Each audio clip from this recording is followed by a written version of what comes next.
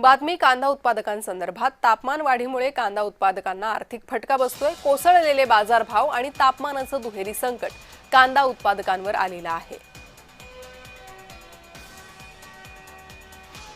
तर या तापमानाचा कांदा उत्पादनावर परिणाम होतोय, त्यामुळे शेतकऱ्यांना मोठा आर्थिक फटका बसतोय। आधीच कमी भावामुळे संतप्त झालेले शेतकरी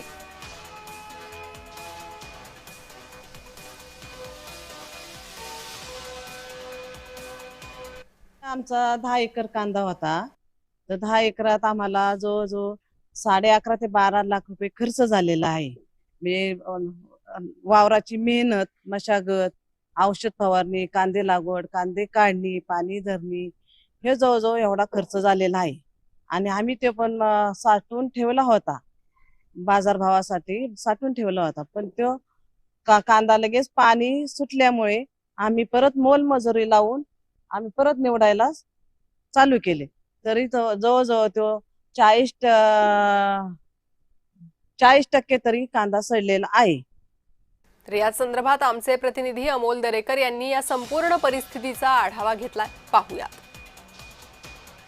राज्यातील पडलेल्या कांद्याच्या दरामुळे शेतकरी मेटाकुटीला आला आणि त्यातच वातावरणातील पारा खरं तर आता 40ची पार गेल्यामुळे शेतकऱ्यावरती दुहेरी संकट आलेले। साठवलेला कांदा अक्षरशः सडून खराब होताना पाहायला मिळतं। आपण माझ्या पाठीमागे पाहू शकताय की सणसवाडी या ठिकाणी असणाऱ्या भुजबळ कुटुंबाने खरं तर आपल्या 10 एकर क्षेत्रामध्ये 150 टन कांदा या ठिकाणी विक्रमी उत्पन्न केलं आणि खरं तर बाजारभाव पडल्यामुळे त्यांनी तो कांदा खरं तर या ठिकाणी साठवला होता। परंतु त्यांच्यावरती या साठवणुकीमुळे खरं तर जवळपास 20 टनाचा कांदा फेकून देण्याची वेळ आलेली आपण या ठिकाणी पाहतोय की अक्षरशः कांदा गोणीतून पाणी निघत आणि या ठिकाणी कांद्याची ही अवस्था पाहिल्यानंतर शेतकऱ्यांच्या खरं तर मनाला कुठेतरी दुःख होताना पाहायला मिळतं आणि त्यातच आर्थिक बोजा या ठिकाणी शेतकऱ्यांवरती पाहायला मिळत आहे।